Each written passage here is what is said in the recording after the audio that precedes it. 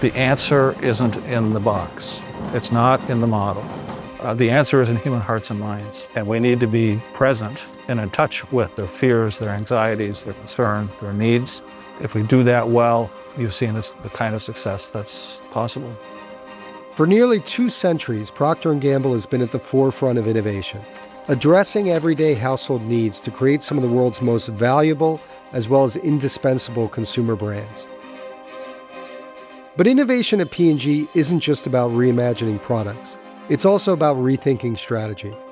Under CEO Jon Moeller, the Cincinnati-based company restructured itself over the last decade, culling its portfolio to focus on the higher growth and more profitable categories, aggressively cutting costs, reorganizing its corporate structure, and modernizing its supply chain. The stock has doubled since the summer of 2018, as Procter continues its relentless focus on product superiority. I wanted to learn more about what it takes to lead a company with more than 100,000 employees and 5 billion consumers worldwide through such significant change. So we sat down with Jon to talk about what sparked P&G's transformation, how the company's using AI and open innovation, and where he sees the biggest growth opportunities in the decade ahead. Thanks so much for coming out today. Really excited to have you here. Thanks for having me. I thought maybe first we could start going back to your CFO days and early in your tenure as CEO. You went through what I consider to be the biggest modern day turnaround we've seen in CPG history. Was there an aha moment where you really realized that you needed to make significant change? We were tired of losing. We define winning as being in the top third from an operating total shareholder return standpoint, and we weren't. And that wasn't okay. It wasn't okay for me. It wasn't okay for any of us. We knew we had to make significant changes. And so we started from a common understanding of at least the need. And from there, it was really analyzing what was holding us back from achieving those objectives, both culturally and from a strategy standpoint. And we operated with data in terms of helping our organization understand why these things were going to change the trajectory going forward. It involved developing a common understanding of what the challenges were, importantly, what the opportunities were, and then starting to deliver against those and seeing the results inflect and start to improve. And then it was off to the races. We've seen peers, I think in many cases, emulate some of your strategies and come back at you more aggressively. As you think about leading the group going forward from here, how do you drive superior value relative to that competition? The way to stay ahead of competition is just to keep running faster. If we look at the 6 years since we put this strategy in place, the team has grown sales by $17 billion, which puts us in the 85th percentile of the S&P 500, actually the 87th. And grown profit $5 billion after tax, which puts us at the 93rd percentile of the S&P 500. So it's not just versus competition, it's across swaths of industry. During that period, the team created $200 billion in additional market cap, more value creation in those 6 years than any of our competitors have created over their entire 1 and 2 century histories as a company. We created the 17th most valuable publicly traded company in the US, the 22nd most valuable in the world. That is no reason for future success, but it gives us a lot of confidence that what we've been working on makes a difference and actually widens the gap over time. You have the greatest stable of brands in the world, Pampers, Tide, Gillette, we could go on and on. What are some of the common links behind the success of those brands as you look back over your long history? And how do you make them relevant to today's consumer as we look going forward? Fundamentally, success is driven by the degree to which we can solve a consumer's daily tensions in his or her life, improve their lives in the process, and communicate the benefit and the value that's delivered by those propositions. And when we do that well against true consumer needs, not imagined on our part or desired on our part, but truly expressed by consumers. Amazing things happen. And when we lose sight of that consumer, which we've done at times, everything falls apart. Take us through how you incrementally drive success on that product superiority metric going forward. We start every business discussion with, tell me how you're going to grow the market.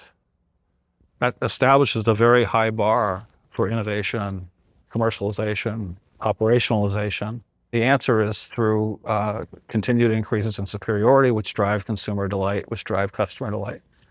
We used to start with, how are you going to gain share? That's not a question that I want us to be asking. I want to be asking, how do we create business versus take business? If we disproportionately contribute to the creation of these markets and the growth of these markets, we will, by definition, build share. So that's the mindset. The world around us changes every day. Our job is to get up each morning and put 2 feet on the floor and optimize against that change in reality in a way that continually grows our margin of advantage. From an R&D standpoint, obviously we've had a lot of technological advancements in recent years. Where do you think sort of innovation's going? What are the functional areas that you can use to drive value with consumers? The speed with which we can test different solutions and their compatibility with each other has gone up 50 times. And I don't see any reason why that doesn't continue to be an exponential curve. The role of biology will become more and more important. So it's one of the reasons we continue to look for productivity opportunities, to invest in innovation, which is, we spend more on innovation today on R&D than any of our competitors and most of our competitors combined.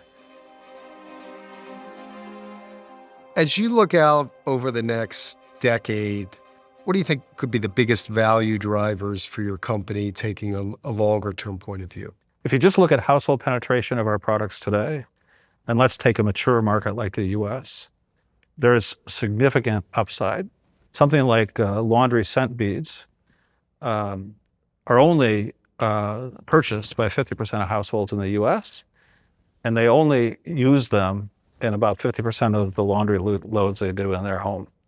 So if we simply got that to 75, 80%, both in terms of household penetration and load penetration, the upside would be massive. And that same opportunity exists across most of the categories. Ideally, with the objective of 100% satisfaction to customers, perfect service at much lower costs, with much better jobs in the process. And that's a multi-billion-dollar opportunity.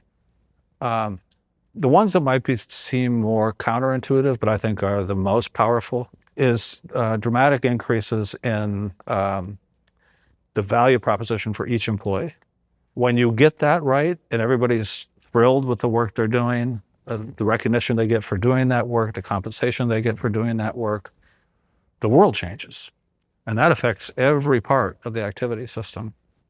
So that's one of our 4 focus areas, is ensuring that we're doing that better than anybody else, better every day than the day before. How do you think P&G can increasingly use AI, just technological advancements in general, or scale to your advantage? And how do you partner with your retailers also to drive that advantage?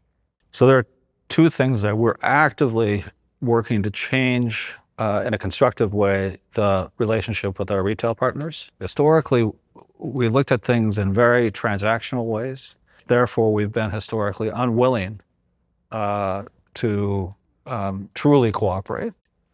And I think that's a huge lost opportunity and mistake. We can bring, as a very large-scale manufacturer, immediate benefits to that equation with our retail partners, making us a preferred partner to work on some of these solutions. Even getting to the point where we can share data, which was sacrosanct for many years, in an appropriate way that combines our data sets, their data sets, consumption or purchase data in the store all together, and bring AI technology to understand, what's the best shelf configuration, What's the best product assortment across that shelf? What media channels, including retail media, are actually growing the market, driving trips, driving baskets? It's a very, very different way of thinking about things. I think also we have to think differently about innovation than we have historically. We've approached it for decades as a search for proprietary advantage, what I call closed arm innovation system. There are opportunities to take innovation that P&G has and make it available to the broader community, both competitors and multiple industries. If you think about some of the challenges in environmental sustainability, no one company is going to solve those. They can't afford to. The scale that's required to make those technologies affordable surpasses the capacity of any one company. You know, you mentioned the scale, you mentioned new technologies. Bringing those together in very, very different ways than we thought about historically, I think will yield some exciting outcomes.